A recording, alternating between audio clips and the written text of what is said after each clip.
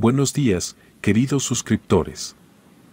Para más relatos como este, suscríbete, dale like y comparte.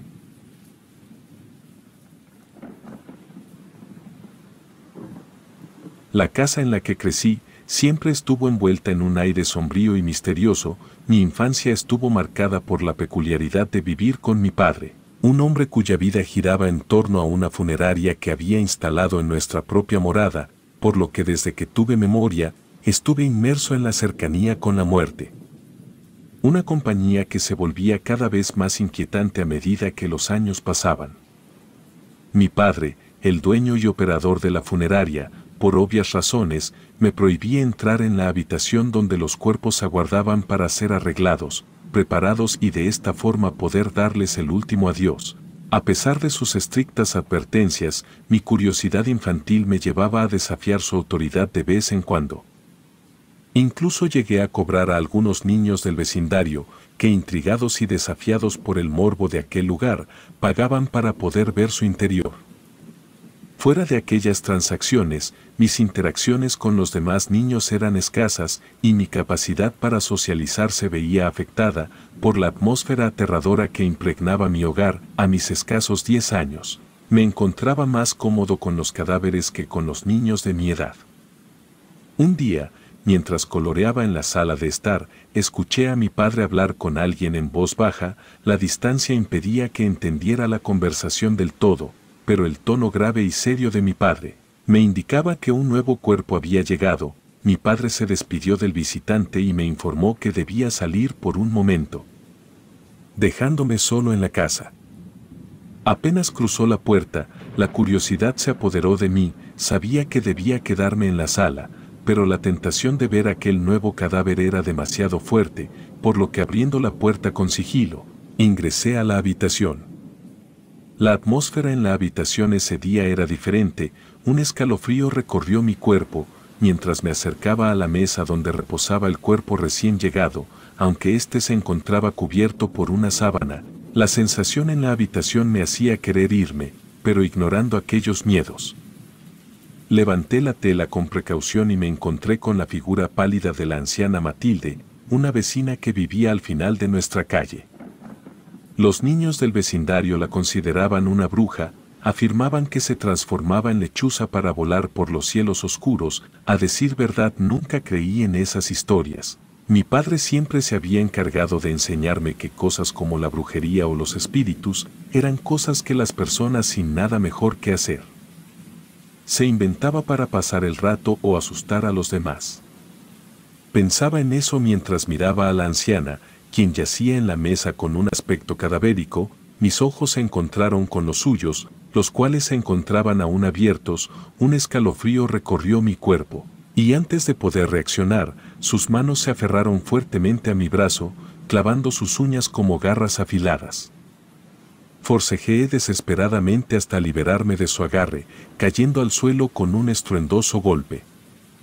Mi respiración se aceleró y las lágrimas amenazaron con desbordarse, pero lo peor estaba por venir. El cuerpo de la anciana se movió de manera rígida, cayendo de la mesa en una extraña posición. Se quitó la sábana con lentitud, revelando un aspecto grotesco y una postura similar a la de una araña humana.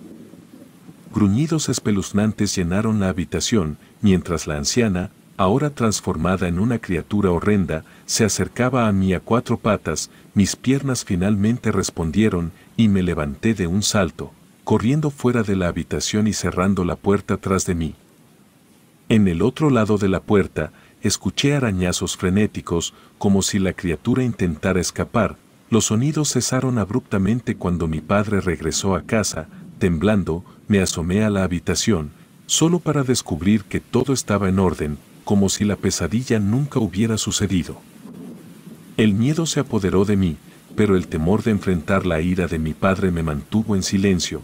Aunque la habitación se encontraba inmaculada, yo sabía que lo que vivía ahí dentro era más que una simple pesadilla. Las marcas de las uñas de doña Matilde aún se notaban en mi brazo. Aquello era sin duda una prueba tangible de lo que había ocurrido. Temía contarle a mi padre sobre la experiencia, no solo por la reprimenda segura por haber desobedecido sus reglas, sino también porque, como dije antes, Este era un hombre escéptico y nunca creería en la posibilidad de que un cuerpo inerte levantándose y gruñendo fuera el responsable de las heridas en mi brazo.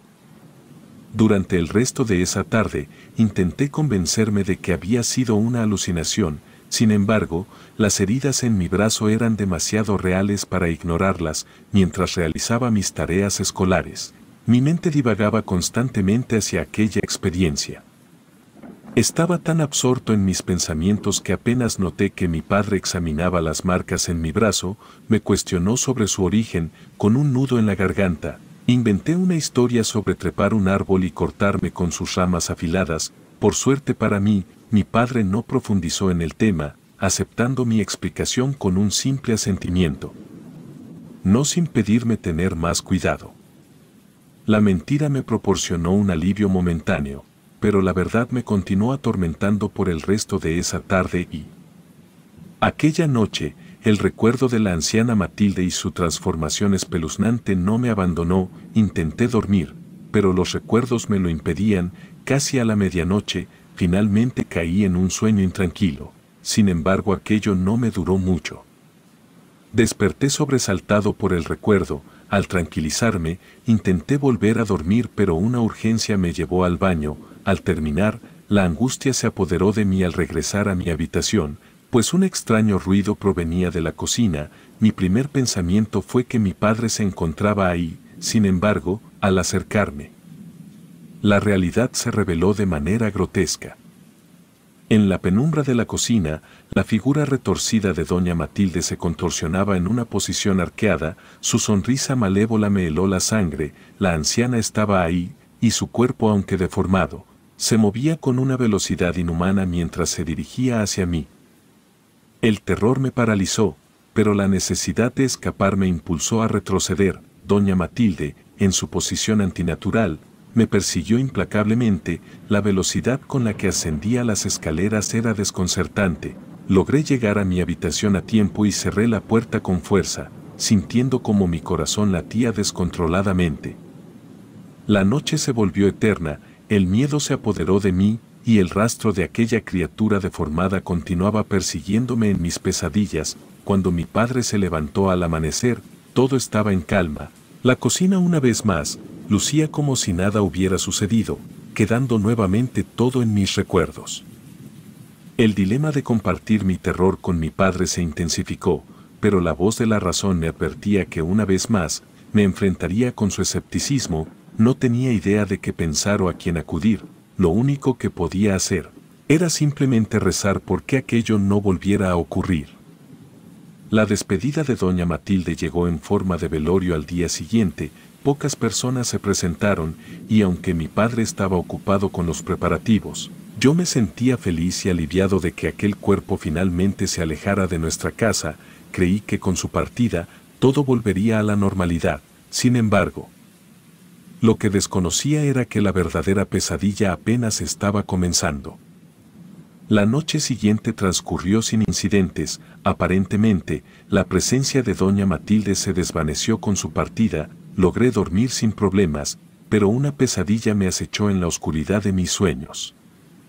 En la pesadilla, me encontraba atrapado en un oscuro laberinto, con las paredes que se cerraban lentamente a mi alrededor. La angustia me envolvía mientras intentaba desesperadamente encontrar una salida, pero cada giro me llevaba nuevamente al mismo punto. La respiración se me entrecortaba. El sudor resbalaba por mi frente mientras la claustrofobia se apoderaba de mí. Todo aquello se sentía muy real para ser solo un sueño. De repente, las paredes se estremecieron, revelando rostros demacrados que me observaban con ojos demoníacos. Desperté sobresaltado, pero la sensación de opresión persistió. La mañana siguiente llegó con una aparente normalidad. La luz del día disipó las sombras de la pesadilla, y me sumergí en la rutina diaria. No obstante, la ilusión de la paz se desvaneció cuando, al acostarme esa noche, noté un suave resplandor en mi habitación. Con cautela, me levanté y puse mis pies descalzos sobre el suelo, pero antes de que pudiera siquiera dar un paso, un par de manos huesudas emergieron de la oscuridad de debajo de mi cama, agarrándome por los tobillos con fuerza, y un dolor se apoderó de mí cuando fui arrastrado bruscamente hacia el suelo. El miedo Fue incontenible esa vez, comencé a gritar tan fuerte que desperté a mi padre, quien alertado por mis gritos de desesperación, irrumpió en la habitación. Sin embargo, solo me encontró a mí, temblando aún con casi medio cuerpo debajo de la cama, sin rastro de la entidad que había emergido de ahí. Le conté a mi padre sobre el horror que había presenciado, pero sus ojos incrédulos y su tono de voz condescendiente atribuyeron mi experiencia a una pesadilla vívida. Traté de convencerlo, contando mi historia con detalles, pero mis intentos fueron en vano. A medida que los días pasaban, los eventos paranormales se intensificaron. Sombras podían verse en las paredes cada vez que me encontraba solo. Susurros inaudibles llenaban el aire y algunas veces las luces parpadeaban de manera inexplicable, y cada intento de explicarle a mi padre era en vano. Su escepticismo persistía, mientras que mi angustia crecía. Las noches se volvieron un tormento entre mi propia realidad y la presencia de doña Matilde. Una noche, que yacía en la cama, sentí una fría ráfaga de viento en la habitación, aunque las ventanas estaban cerradas.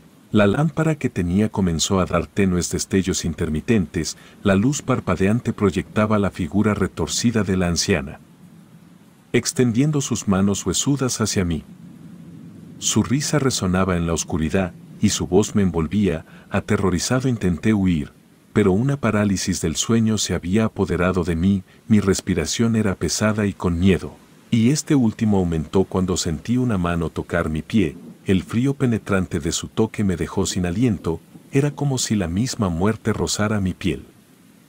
Mi padre, ajeno a mis sufrimientos, permanecía firme en su escepticismo, y sus intentos por consolarme se convirtieron en vagas palabras de aliento que caían en oídos sordos. Otra noche, mientras dormía, me encontré vagando por los pasillos oscuros de la funeraria en un sueño lúcido. La presencia de doña Matilde se materializó frente a mí.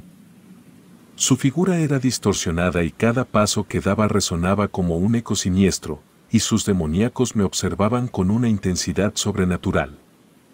Intenté escapar, pero cada puerta que abría me conducía a un rincón más sombrío del laberinto funerario. La entidad se burlaba de mí, risas demoníacas y la sensación de tener tras mí a aquella entidad demoníaca se sentía muy real. Cuando me desperté, la realidad y el sueño se habían entrelazado, de forma que las pesadillas parecían extender sus garras más allá de la noche. Cada día se volvía una batalla para mantener mi cordura. Las sombras de doña Matilde se proyectaban en las paredes, voces me susurraban en las esquinas y el frío de su presencia persistía. La entidad de doña Matilde persistía en su empeño de perturbar mi vida. No solo se manifestaba en sueños lúcidos, sino que también dejaba su huella en el mundo físico.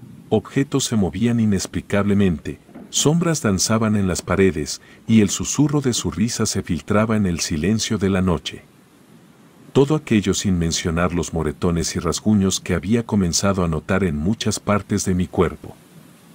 Una tarde, mientras deambulaba por la funeraria, me encontré de nuevo en la habitación donde se guardan los cadáveres. Desde el encuentro con doña Matilde me había abstenido de entrar. Sin embargo, en aquel momento, unas ganas de hacerlo me invadieron. La atmósfera pesada se espesaba a mi alrededor, y la presencia de doña Matilde se intensificaba con cada paso que daba. Sin saber por qué hacía lo que hacía, mis manos temblorosas se extendieron hacia la puerta, pero antes de tocarla, un escalofrío recorrió mi espina dorsal, por lo que finalmente decidí mejor no entrar. Sin embargo, al darme la vuelta, la entidad se reveló frente a mí. Su figura retorcida la hacía ver bastante grotesca. Intenté retroceder, pero mi cuerpo se paralizó al mirar aquel ser demoníaco frente a mí. Doña Matilde extendió una de sus manos huesudas hacia mí. Su frío toque se aferró a mi piel. La visión de su rostro demacrado se convirtió en un torbellino de pesadillas. Mi grito resonó en cada rincón de la casa, y en ese momento la entidad se desvaneció, dejándome temblando en la oscura realidad que ahora habitaba. Las noches de insomnio se volvieron mi realidad, y el temor de encontrarme con la entidad se apoderaba de cada pensamiento. Recuerdo refugiarme en mi iglesia local en busca de respuestas, las cuales fueron atendidas por un sacerdote, el cual, a pesar de no creer en mi historia, me dio un rosario y una oración con la cual me aseguró encontrar paz. Sin embargo, el episodio más aterrador aún estaba por llegar. Una madrugada, desperté empapado en sudor. Como ya era costumbre, mi habitación estaba envuelta en un silencio sepulcral. Al incorporarme, mi mirada se posó en el rincón oscuro de la habitación y entonces, doña Matilde se materializó justo ahí, con su risa retumbando en mis oídos como un eco infernal.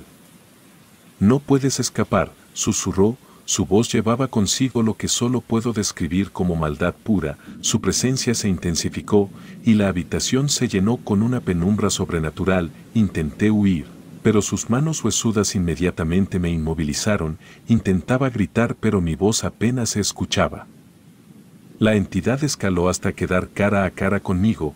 Podía sentir su aliento fétido, el cual golpeaba mi nariz y me provocaba náuseas. Quise rezar nuevamente la oración que el sacerdote me había enseñado esa misma tarde. Sin embargo, sin importar cuánto lo intentara, no podía recordar más allá de las primeras palabras. Mis intentos por rezar llevaron a aquella horrible entidad a reírse de mí, y como si intentara probar algo, ésta colocó su mano sobre mi cara impidiéndome respirar, mientras mi cuerpo aclamaba oxígeno. La podía escuchar reír y se notaba que disfrutaba aquello. Aquella noche sentí que iba a morir. Sin embargo, mi padre entró a mi habitación provocando que aquel espectro se desvaneciera. Aunque mi padre no pudo ver nada, fue testigo de cómo yo intentaba desesperadamente respirar. Aquello lo preocupó tanto que terminó por llevarme al hospital, en donde una vez que los doctores le aseguraron que me encontraba bien, volví a contar las experiencias con doña Matilde, mi padre.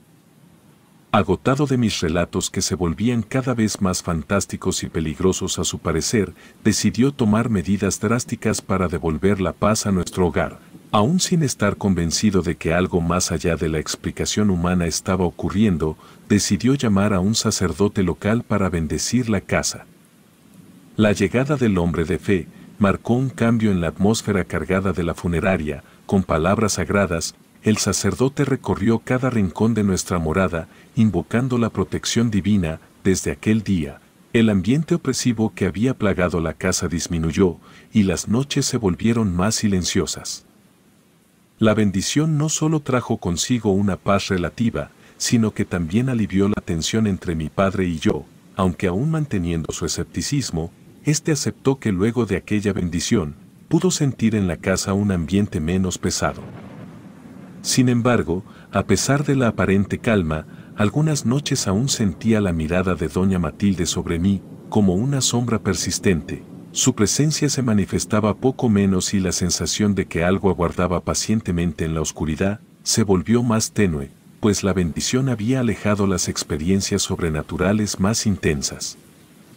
Pero la huella de la entidad persistía. Las noches se volvieron un delicado equilibrio entre la tranquilidad y la inquietud. La bendición había ofrecido una barrera, pero no eliminó por completo la sensación de que algo más allá de la comprensión humana acechaba en las sombras. Con el tiempo, la funeraria recuperó su antiguo esplendor y la presencia de doña Matilde se desvaneció gradualmente. Mi vida, aunque marcada por aquel capítulo oscuro, encontró estabilidad. Jamás volví a experimentar algo similar y cada día agradezco que sea así.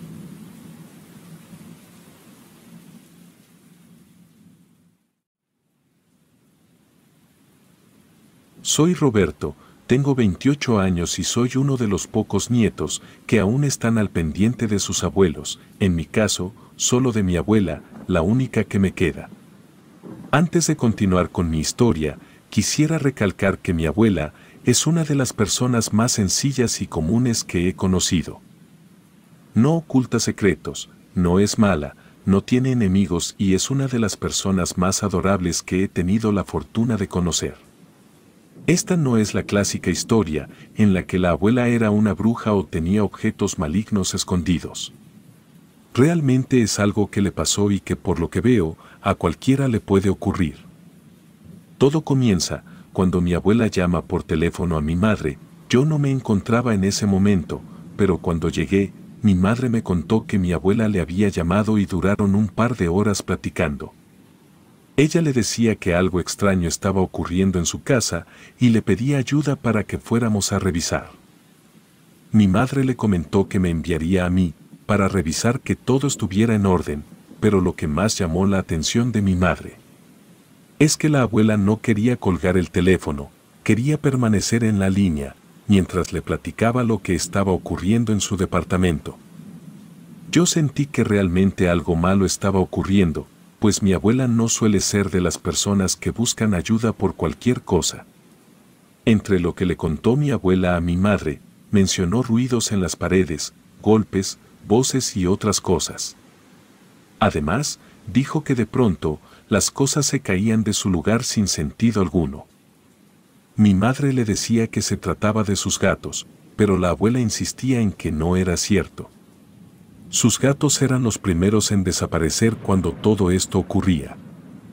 Mi madre me comentó que no tenía nada que temer, lo más probable es que la abuela, al estar ya en edad senil, estaba comenzando a desvariar y a imaginar cosas. Aún así, me encargó que fuera a darle una vuelta y revisara cómo estaban las cosas. Cuando llegué al departamento, la abuela me recibió muy gustosa. Por dentro, las cosas se veían como siempre. Ella vive en un departamento en el piso 5, uno de esos grandes departamentos con enormes ventanales. Tiene un balcón repleto de plantas, 2 habitaciones grandes, su sala, comedor, su baño y su patio, un departamento muy común. Como vive sola, una de las habitaciones la tiene llena de cosas, regalos que le han dado, sin abrir, y cosas que ha estado acumulando a lo largo de los años. También es la habitación de los 2 gatos que tiene. La otra es su habitación, arreglada de la forma más tradicional que le recuerde sus viejos tiempos. A partir de ahí, el departamento no tenía nada diferente, con muebles comunes y decoraciones en las paredes, eso era todo. Me invitó a sentarme y rápidamente me trajo una taza de chocolate que acababa de preparar. Los 2 gatos llegaron rápidamente a mis piernas, restregándose en ellas para que les hiciera cariños. Cada uno llevaba el nombre de los gatos que mi abuela tuvo cuando era niña, Bigotes y Chiriquí. La abuela los regañó y los alejó de mí, pero ellos seguían insistiendo en estar conmigo. No me importaba, la verdad, eran agradables y me gustaban los gatos. Mi abuela comenzó a contarme lo que estaba pasando. Y cuando comenzaron a ocurrir las cosas extrañas. Hace poco, tuvo que ausentarse por varios días del departamento, dejando solos a los gatos, con bastante comida y agua.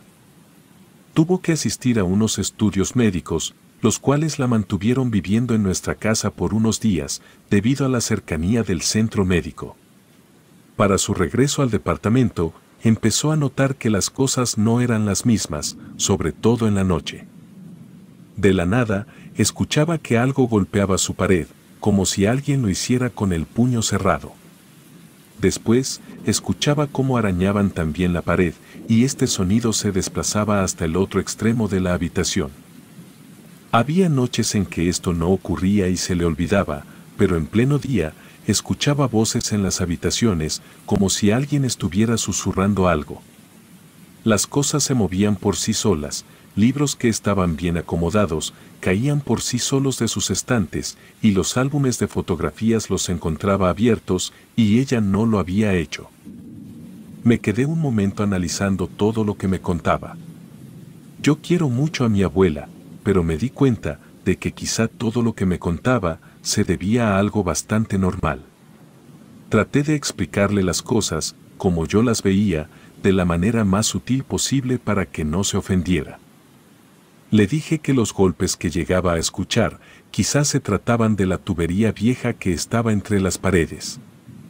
Eran departamentos muy antiguos que necesitaban un mantenimiento urgente. Los arañazos en las paredes podrían ser causados por sus gatos, que por la noche suelen caminar y andar por el departamento. Son animales nocturnos que suelen ser más activos a esas horas. Le recordé que al ser departamentos viejos, era fácil escuchar a los vecinos hablar, ya que las paredes no eran tan gruesas, y esto también podría explicar los golpes, en especial cuando los vecinos movían cosas.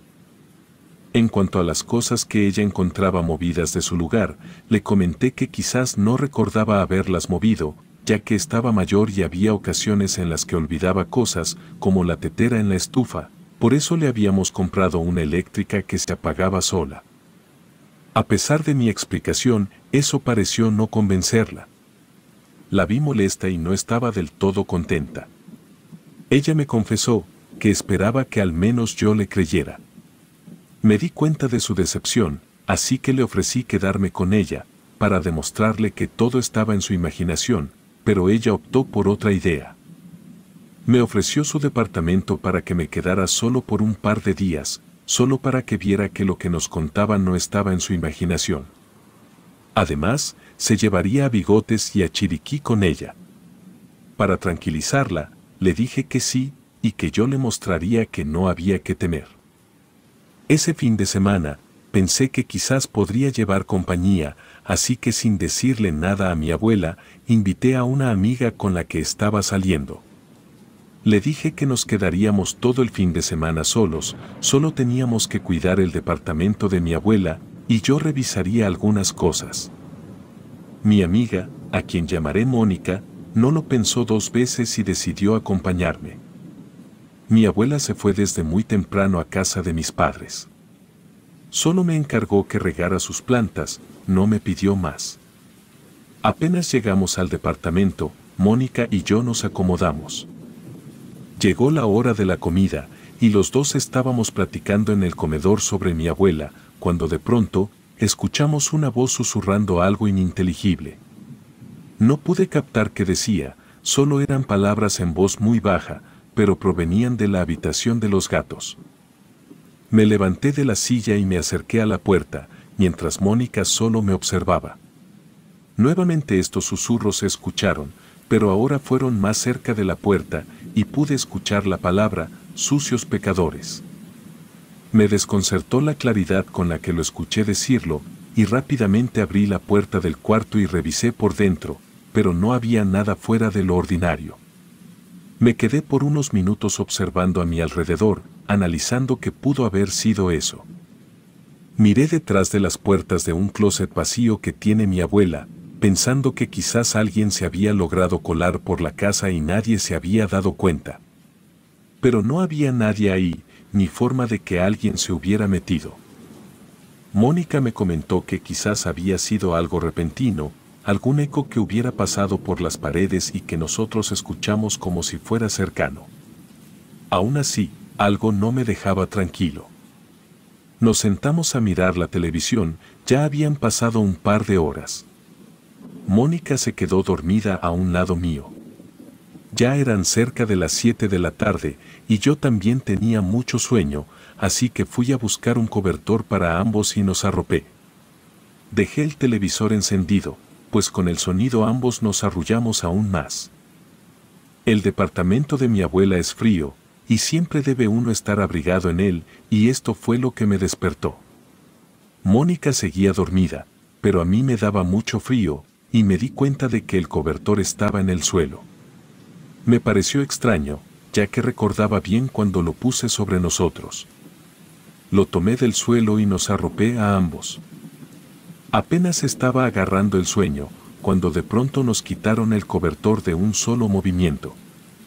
Abrí los ojos y pude ver cómo caía al piso. Me desconcertó bastante, ya que no vi qué había sucedido, solo noté que salió volando. Miré alrededor, pero no noté nada. Fue en ese momento, cuando comencé a darme cuenta de que lo que aseguraba mi abuela podía ser cierto. Me levanté para recoger el cobertor y se lo puse a Mónica. Apagué la televisión para que no le hiciera ruido, me quedé unos segundos esperando a ver qué ocurría, pero todo se mantuvo tranquilo. Decidí dejarla dormir e ir a regar las plantas de mi abuela. Para acceder al balcón de mi abuela, es necesario abrir el mosquitero y la puerta de salida, la cual es de cristal difuminado, que ayuda a pasar algo de luz al pasillo. No se puede ver claramente del otro lado, debido al tipo de cristal, pero si uno se acerca lo suficiente a la puerta, puede verse el contorno. Menciono esto porque en el momento en que estaba regando las plantas, escuché un ruido dentro de la casa. Supuse que quizás se trataba de Mónica, pero luego se escuchó el grito de una persona, lo cual me desconcertó bastante. Dejé la manguera en una maceta y corrí hacia dentro de la casa, pero cuando quise abrir la puerta, no cedía. Por más que jalaba, no podía abrirla.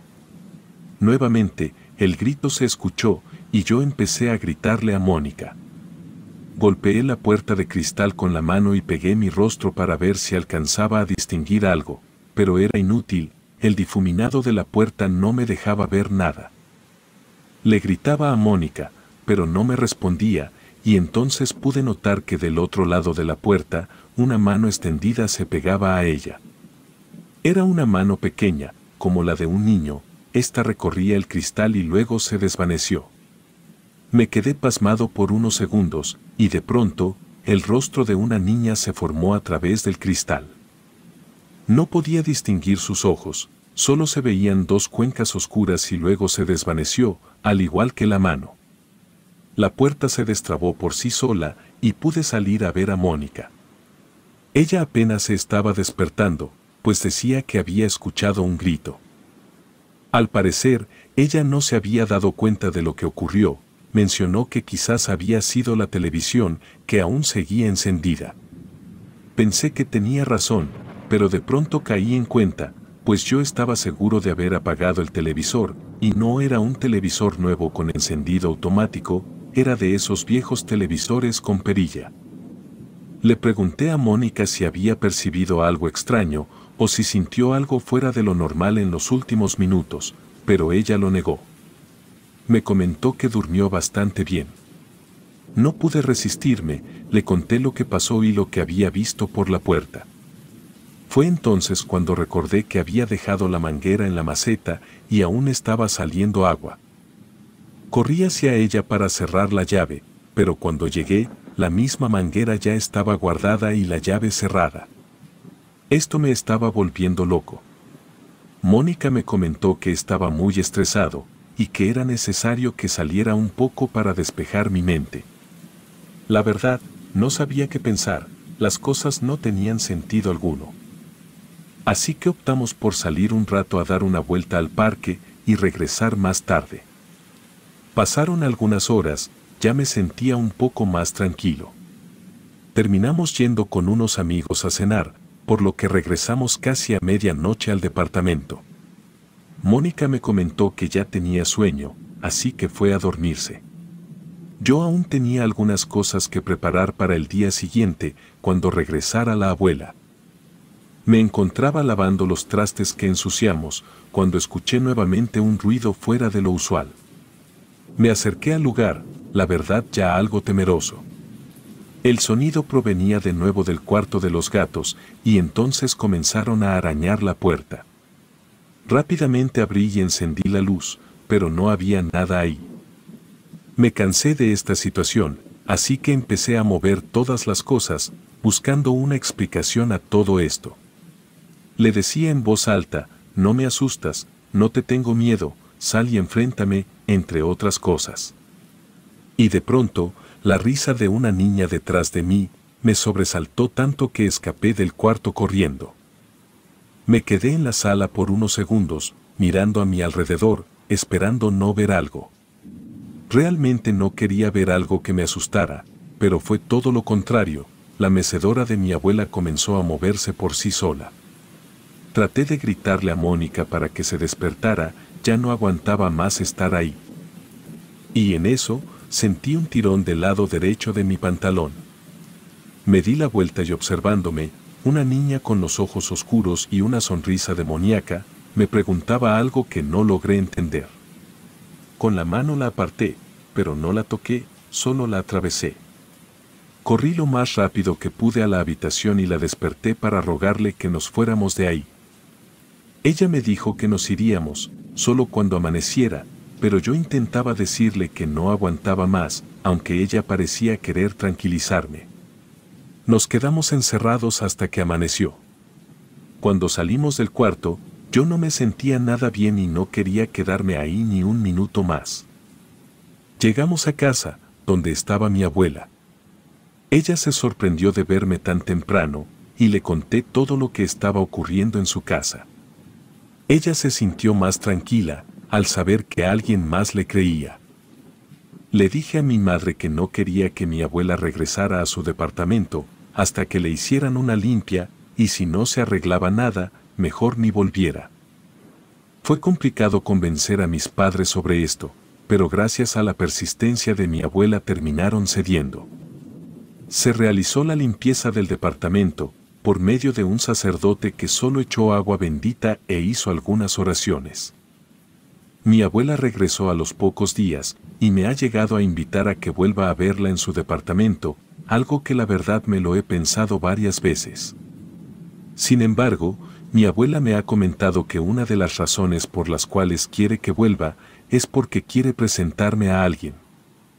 Me ha dicho que se trata de una niña, pero yo ya no vuelvo a ese lugar.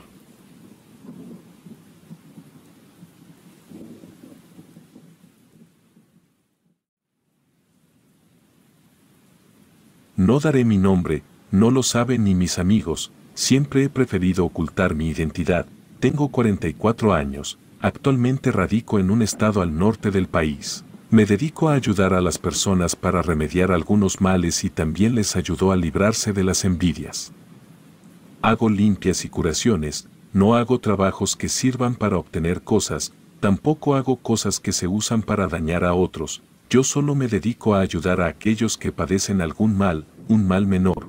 Nada de maldiciones ni hechizos fuertes, yo no me meto con esas cosas, porque puede ser muy peligroso, tanto para mí como para la persona afectada. No leo cartas, no hago predicciones, y mucho menos hago amarres. No cobro ni un solo peso, el costo de mis servicios es comida y agua, unos cigarros o una botella como mucho, pero con que me dejen 1 kilo de tortillas y una lata de frijoles refritos, me doy por bien servido. Nunca exagero mis habilidades, no puedo curar cáncer, tampoco ceguera, yo me limito a cosas sencillas pero las hago bien, jamás fallo, si digo que algo lo puedo hacer es porque lo puedo hacer. En muchas ocasiones ya he tenido problemas con otra gente que se dedica a hacer las cosas que yo no hago. Las personas que son atacadas con sus trabajos vienen conmigo y yo los ayudo. Eso me ha hecho merecedor de algunos enemigos. Afortunadamente la Santa siempre vela por mí. Todo lo que yo hago lo aprendí de mi madre y ella de mi abuela. Sí, soy el hijo de una bruja, y conmigo se termina mi linaje pues no tuve hermanos y tampoco hijos. Yo tuve una infancia muy horrible, pues mi madre sí hacía trabajos negros, ella trabajaba con deidades muy poderosas y sumamente oscuras. Y es precisamente por eso que yo no hago esas cosas. Mientras viví con mi madre tuve que presenciar cosas realmente horribles. Mi madre era visitada por los narcos del cartel de su estado, también por aquellos que querían despegar su reciente carrera política. Es más, recuerdo que en un par de ocasiones, algunos artistas locales fueron con ella para solicitar de sus servicios. Mi madre era una mala persona, sacrificaba animales, provocaba abortos, y sus dioses oscuros le exigían sacrificios. No me gusta hablar de eso, porque me da escalofríos. Basta con que sepan que en la ciudad donde vivía mi madre se desaparecían muchas muchachitas. La verdad yo nunca quise aprender nada de lo que ella manejaba, pero pues me obligaba a asistirla en algunos de sus trabajos y rituales, así que, aunque no quería, pues aprendí cosas. Existen muchos mitos sobre las brujas y la brujería. Uno de los más comunes es que se dice que las brujas vuelan. Mi madre no volaba, pero ella decía que mi abuela sí podía volar, que se convertía en un pájaro negro. Solo las brujas más poderosas pueden hacerlo, y la verdad actualmente, que yo sepa, no hay ni una sola bruja que pueda volar. Otra cosa que se dice, es que las brujas se pueden convertir en bolas de fuego. Eso es relativamente cierto, me explico, solo las tlahuelpuchis pueden convertirse en bolas de fuego, pero las tlahuelpuchis no son del todo brujas, sí practican la brujería pero ellas están un paso más cerca del infierno que las brujas normales. Ellas para poder convertirse en bolas de fuego, deben alimentarse de la sangre de los bebés. Todo esto me lo contaba mi madre antes de dormir. Ella pensaba que a mí me gustaba escuchar esas cosas, como si se tratara de bonitos cuentos, pero la verdad es que a mí me aterraban y me causaban horribles pesadillas. Otra de las cosas que mi madre me llegó a contar es que existe el rumor de que hay un tipo de bruja que está en la punta de la brujería, muy por encima de las tlahuelpuchis, se les conoce como bruja sombra. Esas cosas ya no tienen ni un solo rastro de humanidad, no tienen cuerpo ni alma ni nada, solo son, como su nombre lo sugiere, una sombra maligna con sed de muerte. Mi madre decía que la última bruja sombra vivió en la época de mi abuela. Una cosa curiosa de las brujas es que también tienen sus festividades. Durante la primera semana de marzo hay reuniones que son el equivalente a las posadas, y el primer viernes de marzo es como la Navidad para las brujas. Hay un festín, es el festín más asqueroso que puede existir, pues abunda la carne, pero no es de res ni de puerco. Algo que siempre me gusta aclarar a la gente es que no hay brujas buenas. Y que la brujería no solo la pueden usar las brujas, yo no soy brujo, y los trabajos que yo hago son brujería. Lo que ocurre es que hay un completo desconocimiento de lo que en realidad es la brujería. La brujería no es otra cosa sino un conjunto de rituales que pretenden influenciar en el plano terrenal a través de planos superiores o inferiores. No hay brujería blanca, ni negra, ni roja, esas son tonterías. Solo existe la brujería y punto. Los rituales de brujería no son ni buenos ni malos, todo depende de quien los pida, a quien los pida y para qué los pida. Un ejemplo muy sencillo: cuando un sacerdote va a una casa a bendecirla, lo que está haciendo es brujería, pues está tratando de poner una protección a algo terrenal, utilizando energías de planos superiores. Eso no es otra cosa sino brujería en toda la extensión de la palabra. Mi madre decía que nosotros, quienes pertenecemos al linaje de las brujas, nacemos con un don. Decía que éramos superiores al resto de personas, pues ellos no tenían la capacidad de trabajar con energías fuera de este plano. Llevo muchos años metido en esto, y les puedo asegurar que lo que decía mi madre es un error. Cualquier persona que esté en paz consigo mismo puede desarrollar las habilidades que se requieren para conectar con otros planos.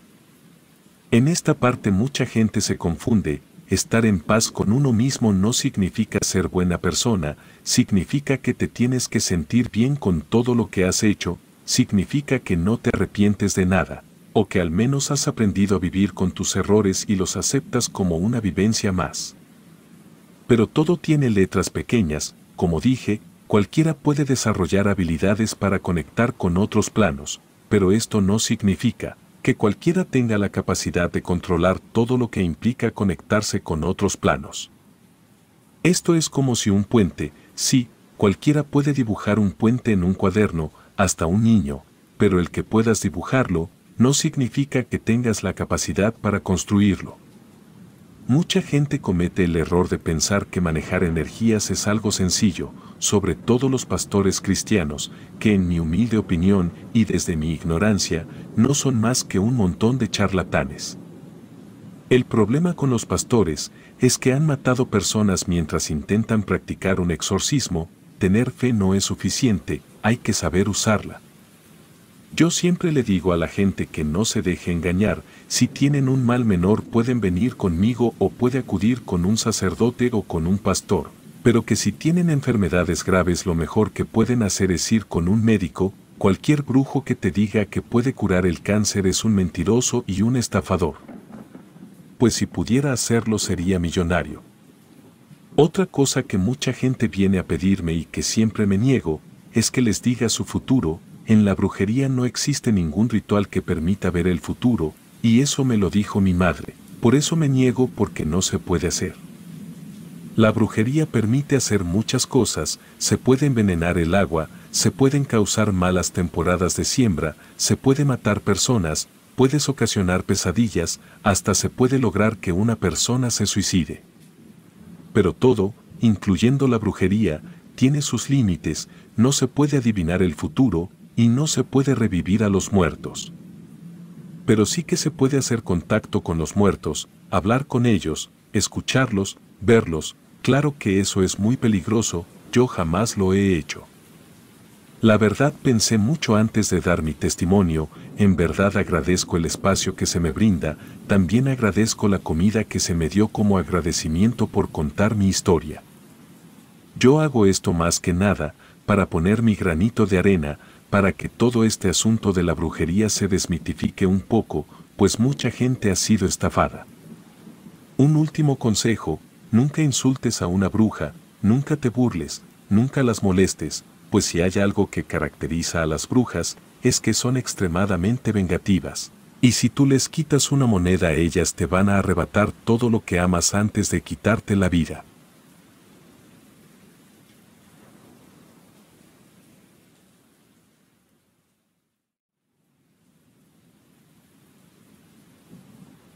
Mis primeros recuerdos se desdibujan en la bruma del tiempo, pero hay uno que permanece nítido, imborrable en mi mente, como una cicatriz que se niega a desvanecerse.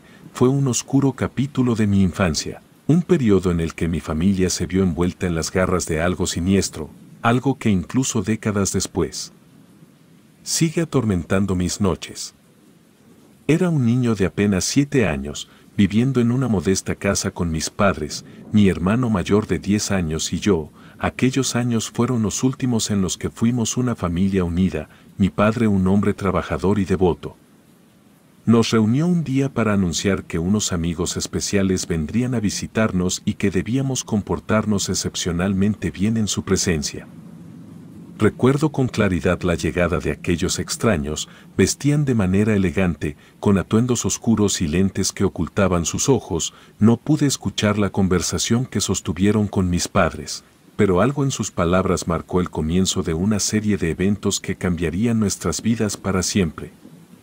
Desde aquel día, nos vimos obligados a asistir 3 veces por semana a un templo, que al principio no parecía diferente de cualquier iglesia convencional. Sin embargo, pronto descubrimos que este lugar no era común en absoluto.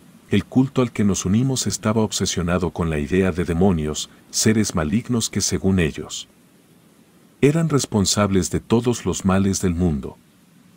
Las ceremonias eran intensas y llenas de rituales oscuros. Nos enseñaron a temer a esas criaturas sobrenaturales, a rezar para protegernos de sus garras. Mi miedo creció cuando, durante una de las sesiones, un adepto se acercó a mí y aseguró que cientos de demonios me perseguían, provocándome pesadillas que se intensificaban cada noche. Mi familia estaba atrapada en una telaraña de creencias retorcidas. Los sermones nos sumergían en un abismo de paranoia y desconfianza. Mis padres, antes amorosos y cálidos, se transformaron en sombras de sí mismos, obsesionados con la idea de protegernos de las fuerzas oscuras que, según ellos, amenazaban con devorarnos. Recuerdo el creciente aislamiento. Los amigos y parientes se alejaron, asustados por el aura maligna que rodeaba a nuestra familia. Los juegos infantiles se vieron reemplazados por oraciones y cánticos sombríos. Mi hermano y yo éramos testigos mudos de una metamorfosis aterradora. A medida que el tiempo avanzaba, los rituales se volvían más extremos, sacrificios simbólicos, lecturas de antiguos textos prohibidos y noches enteras de oraciones frenéticas llenaron nuestras vidas. Nos sumergimos en la espiral de una fe distorsionada, perdiendo toda conexión con la realidad que alguna vez conocimos. Los demonios se volvieron reales en nuestra mente, sombras invisibles que acechaban en cada esquina. Las pesadillas se entrelazaron con la vigilia. Mi hermano y yo vivíamos en un constante estado de miedo. No recuerdo cuánto tiempo estuvimos atrapados en esa espiral, pero para un niño, cada día se sentía como una eternidad de pesadillas interminables. La decadencia de nuestra familia se reflejaba en las paredes de nuestra casa, ahora llena de un aire denso y cargado. Las sombras bailaban en las esquinas y el eco de las oraciones se mezclaba con los susurros de la noche. La infancia que conocíamos se desvanecía, sustituida por una existencia aterradora y llena de oscuridad. El tiempo se estiraba como un eterno telar de sombras, un año completo que se deslizaba lentamente por mi vida infantil, dejando tras de sí un rastro de pesadillas y desesperanza. A pesar de mi corta edad, muchas de las prácticas realizadas en aquel lugar me hacían repeler la idea de pertenecer a esa secta oscura. Los líderes Astutos manipuladores de mentes vulnerables notaron mi resistencia y la de mi hermano, señalándonos como malas semillas que llevarían a la ruina a nuestros propios padres. Resultaba desconcertante ver cómo en lugar de defendernos, nuestros padres asentían ante las acusaciones de los líderes. Sus miradas, una vez llenas de amor y ternura, ahora reflejaban un extraño fervor fanático. Parecían haber perdido la capacidad de discernir entre lo que era real y lo que era producto de la manipulación mental a la que estaban sometidos. Las sesiones en el templo se volvían cada vez más intensas, los líderes exponían con crueldad nuestras supuestas faltas y debilidades, alimentando la idea de que éramos responsables de la decadencia de la familia. Nos inculcaron la creencia de que solo a través de su guía podríamos redimirnos y purificar nuestras almas de las sombras que, según ellos, nos envolvían. Recuerdo las noches interminables en las que nos sumergíamos en oraciones, suplicando a entidades oscuras por perdón y redención. El aire en el templo estaba cargado de una energía densa, como si las paredes mismas absorbieran la desesperación de aquellos que buscaban una salvación que siempre se les escapaba. Los líderes, hábiles manipuladores de la psique humana, notaron mi repulsión hacia sus prácticas y decidieron tomar medidas drásticas para purificarnos. Fue entonces cuando informaron a mis padres sobre un campamento de verano que sería la solución para nuestros problemas. Aseguraron que al regresar seríamos hijos devotos y ejemplares. La noticia del campamento se convirtió en un punto de inflexión en mi pequeña existencia. La idea de ser separado de mis padres, aunque fueran sombras de lo que alguna vez fueron, me causaba un miedo extremo, pero más aún, la incertidumbre sobre lo que nos aguardaba en ese lugar desconocido me llenaba de angustia. Mis padres, como títeres manipulados por hilos invisibles, aceptaron la propuesta con entusiasmo. Me miraban con ojos vidriosos, incapaces de comprender el miedo que crecía en mi interior. No había lugar para la resistencia. Estábamos destinados a ser llevados al campamento, donde las mentes jóvenes serían moldeadas de acuerdo con las retorcidas creencias de la secta. Las semanas previas al campamento fueron una mezcla de ansiedad y desesperación. Mis padres, ahora sumidos en un fervor religioso extremo, nos prepararon para la partida como si fuera un acto sagrado. La despedida fue fría, sin rastro de la calidez que alguna vez compartimos. Nos miraron como si fuéramos sacrificios necesarios para la redención de sus almas. El día de la partida llegó envuelto en una atmósfera de solemnidad. Los líderes nos escoltaron al vehículo que nos llevaría al campamento. Subimos a la camioneta con la sensación de estar cruzando un umbral desconocido, dejando atrás todo lo que alguna vez conocimos. El trayecto fue largo y silencioso. Los líderes apenas hablaban y la carretera se extendía ante nosotros como un camino incierto hacia lo desconocido. Miré por la ventanilla, observando cómo los paisajes familiares se desvanecían, diluyéndose en la oscuridad de un futuro incierto. Finalmente, llegamos al campamento de verano, un lugar apartado en medio de un bosque denso. La atmósfera era opresiva, como si la malevolencia del lugar se filtrara a través de los árboles. Nos asignaron cabañas rudimentarias y el campamento parecía estar en un constante susurro. Las jornadas en el campamento eran un torbellino de prácticas intensivas, rituales y enseñanzas retorcidas. Nos sometieron a sesiones de adoctrinamiento que buscaban erosionar cualquier tipo de repulsión hacia sus prácticas. Las noches se volvieron interminables, con ceremonias que se extendían hasta las horas más oscuras, alimentando nuestros miedos y desgarrando nuestras almas. A medida que el tiempo transcurría en el campamento, una sensación de desesperación se apoderaba de nosotros. La esperanza de regresar a la vida que alguna vez conocimos se desvanecía como una vela en un viento frío. Los líderes, con su astuta manipulación, alimentaban la idea de que solo a través de la sumisión total encontraríamos la redención. Mi hermano y yo éramos testigos de la descomposición de nuestras almas y la fractura de nuestra familia. Las enseñanzas retorcidas se filtraban en nuestras mentes y cada día parecía empujarnos más hacia la oscuridad.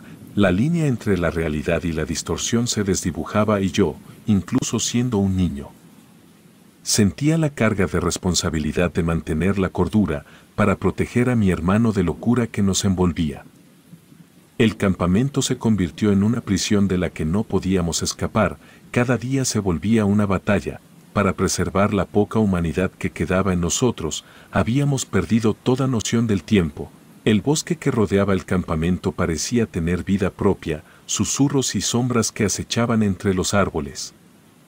Las noches se volvieron testigos de ceremonias cada vez más oscuras, donde las llamas danzaban en medio de cánticos que resonaban en la inmensidad del bosque, invocando fuerzas más allá de nuestra comprensión infantil. Los líderes, al notar nuestra resistencia persistente, intensificaron sus esfuerzos para moldearnos a su imagen, nos sometieron a pruebas crueles y castigos diseñados para quebrar nuestra voluntad. La idea de redención se volvía un espejismo inalcanzable y yo, a pesar de mi corta edad, me convertí en un testigo impotente de la degradación de la humanidad. En mi desesperación, buscaba consuelo en los recuerdos de la vida que una vez conocimos, recordaba los días de risas y juegos, la seguridad de un hogar que ya no existía, pero esos recuerdos parecían efímeros y distantes, desvaneciéndose como fantasmas en la oscuridad de una realidad retorcida. Las noches se volvían eternas, llenas de pesadillas que se entrelazaban con la vigilia, las sombras del campamento se convertían en monstruos acechantes y los sonidos de la naturaleza tomaban una tonalidad aterradora. Mi hermano y yo compartíamos miradas, una conexión frágil que se convertía en un ancla en medio de la tormenta. Una de las noches más espantosas se convirtió en un capítulo oscuro que sigue atormentando mis pensamientos, como una sombra en los rincones más profundos de mi memoria. Fue una experiencia que desató terrores indescriptibles, una pesadilla vivida en la realidad. Una de esas noches, un grito rasgó el velo de la quietud que solía envolver el campamento. Fui arrancado del sueño por manos implacables y antes de que pudiera entender lo que sucedía, me vi arrastrado junto con un grupo de niños, por los intrincados senderos del bosque. La oscuridad era tan densa que apenas podía distinguir la silueta de los árboles que se alzaban como guardianes mudos. Caminamos descalzos sobre la tierra húmeda, guiados por adultos que parecían sombras vivientes en medio de la penumbra. El miedo se aferraba a mí como una garra helada y podía percibir la ansiedad palpable en el aire, entre susurros ahogados y sollozos silenciados de los niños a mi alrededor. Finalmente, llegamos a un claro iluminado por velas titilantes, un círculo de ramas entrelazadas nos esperaba en el suelo y fuimos obligados a sentarnos alrededor de él. El lugar parecía cargado de una energía inquietante, como si estuviéramos a punto de adentrarnos en un reino más allá de la comprensión humana. Los adultos, vestidos con túnicas oscuras, comenzaron a recitar palabras que resonaban en la penumbra. El aire se volvía denso con la magia negra que flotaba en torno a nosotros, los niños, en un círculo tembloroso. Éramos prisioneros de un ritual macabro del cual no comprendíamos su propósito. De repente, un viento gélido sopló desde lo más profundo del bosque, apagando las velas que iluminaban nuestro extraño escenario. La oscuridad se cerró sobre nosotros como un manto implacable, y el miedo se volvió tangible en el aire y podía percibir la ansiedad colectiva. Fue entonces cuando la noche tomó un giro siniestro. Una presencia invisible parecía respirar en la penumbra, susurros se acercaban peligrosamente a mi oído, un escalofrío recorrió mi espalda y el terror se instaló en lo más profundo de mi ser. Los adultos, en su trance oscuro, continuaron con sus invocaciones, mientras que nosotros, éramos prisioneros impotentes de aquel círculo de ramas. Podía escuchar sollozos ahogados a mi alrededor y los lamentos de otros niños. De repente, un sonido aterrador llenó el claro, sumiendo a todos en una confusión aterradora. Era como si el mismo demonio estuviera ahí con nosotros. El miedo se apoderó de muchos niños y en un instante, se levantaron y corrieron a ciegas hacia la oscuridad del bosque. Sin embargo, yo, paralizado por el pánico, me quedé inmóvil en mi lugar. La oscuridad se cernía sobre mí y podía sentir la presencia invisible acechando en la penumbra. Los adultos, lejos de mostrar compasión, gritaron enojados a los niños que huían, ordenándoles que regresaran. pero la confusión y el pavor reinaban y muchos niños, impulsados por el instinto de supervivencia, se perdieron entre la maleza oscura. Mi corazón latía con fuerza, y una sensación de desamparo me envolvía, la penumbra se volvía aún más asfixiante y de repente, algo se movió a mi lado. Una presencia invisible parecía acercarse y pude sentir el aliento frío en mi oreja, mis músculos se tensaron y el miedo se intensificó.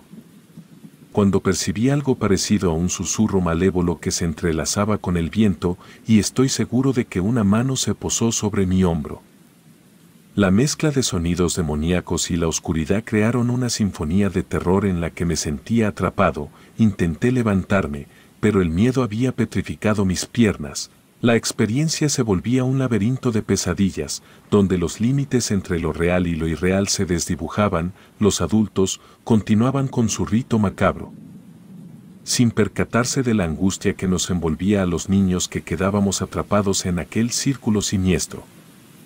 La noche se prolongó en un suspenso infernal y cuando finalmente el alba iluminó el cielo, el círculo de ramas y las velas apagadas se revelaron, y pudimos observar una presencia demoníaca con garras en sus manos que se retiraba hacia el bosque, una experiencia que desafiaba toda lógica y razón. El regreso al campamento fue un silencio sepulcral. Los adultos, con sus rostros impasibles, nos guiaron de regreso como si nada hubiera sucedido. Los niños que habían huido en medio de la oscuridad regresaron, con miradas perdidas y ojos que reflejaban el trauma vivido. El manto de la oscuridad se retiró, pero el impacto de aquella noche permaneció grabado en nuestras almas. Los líderes nunca mencionaron el evento macabro, como si quisieran borrarlo de nuestras mentes, pero la huella del miedo y la confusión quedó incrustada en la esencia misma de aquel lugar. La niñez, marcada por rituales oscuros y experiencias insondables, se desvanecía dejando tras de sí la fragilidad de la inocencia perdida. Aquello marcó el comienzo de un calvario psicológico que se prolongaría mucho más allá de la superficie del campamento. Desde aquella espeluznante noche en el claro del bosque, un aterrador y demoníaco sonido había tejido su presencia en los rincones más oscuros de mis sueños, cada vez que cerraba los ojos. Aquel sonido aberrante se materializaba, devorando mi tranquilidad como una bestia insaciable. Aquello se volvió una tortura silenciosa que dañaba mi cordura noche tras noche. El campamento llegó a su fin, pero la transición de regreso a casa no fue el reencuentro cálido que esperaba. Mis padres, en lugar de recibirnos con los brazos abiertos, nos miraron con desdén y reproche. Parecía que la secta había sembrado semillas venenosas en sus mentes y la desilusión en sus rostros. Era un recordatorio amargo de la familia que alguna vez fuimos. El tiempo en casa se volvió una travesía en la realidad fragmentada. Mis padres, en su fanatismo, se habían vuelto irreconocibles y la conexión que alguna vez compartimos se deshacía como polvo entre los dedos y la fragilidad de nuestra familia se manifestaba en las grietas que se formaban en los cimientos de lo que alguna vez llamamos hogar. Un par de meses después, uno de mis tíos, que no estaba de acuerdo con las decisiones de mis padres, decidió intervenir y llevarnos lejos de aquella atmósfera tóxica. Fue un acto de salvación que marcó la última vez que vi a mis padres. El distanciamiento se volvió una cicatriz en mi corazón. Una herida que sangraba, la pérdida de una familia que se desmoronaba en pedazos. La vida con mi tío no fue fácil, pero la sombra del campamento comenzó a disiparse gradualmente. Me sumergí en la rutina de una vida más convencional, aunque los traumas de aquellos días oscuros aún se aferraban a mí como espinas invisibles. La búsqueda de normalidad se volvió un acto de equilibrio entre la adaptación y la lucha contra los demonios internos que persistían en mi mente. Con el paso de los años, crecí y la curiosidad me llevó a investigar más sobre la secta y los líderes que habían marcado mi infancia con su oscura influencia. Descubrí con horror y alivio simultáneos que aquellos líderes estaban tras las rejas, condenados por delitos tan impensables como los horrores que vivimos en el campamento. Se decía que le entregaban almas de niños al demonio. El alivio provino de saber que al menos la justicia había intervenido, pero el horror persistía al imaginar las atrocidades que pudieron haber ocurrido en el oscuro rincón de la secta. El tiempo se convirtió en un aliado y en un sanador lento pero constante. Sin embargo, las cicatrices emocionales perduraron. Recordatorios persistentes de una niñez robada y una inocencia perdida en las fauces de la oscuridad. La vida continuó su marcha y yo luché por encontrar una versión renovada de mí mismo, libre de las sombras que amenazaban con arrastrarme de nuevo a la oscuridad. Agradecí en silencio por la intervención de mi tío y por el hecho de que los líderes de la secta pagaran por sus crímenes. Aunque la justicia llegó, el precio que pagamos como niños inocentes dejó una marca indeleble en nuestras almas, la fragilidad de la mente humana y la facilidad con la que puede ser manipulada. Se revelaron como lecciones dolorosas que llevé conmigo en mi viaje hacia la madurez y me da gusto haber logrado escapar.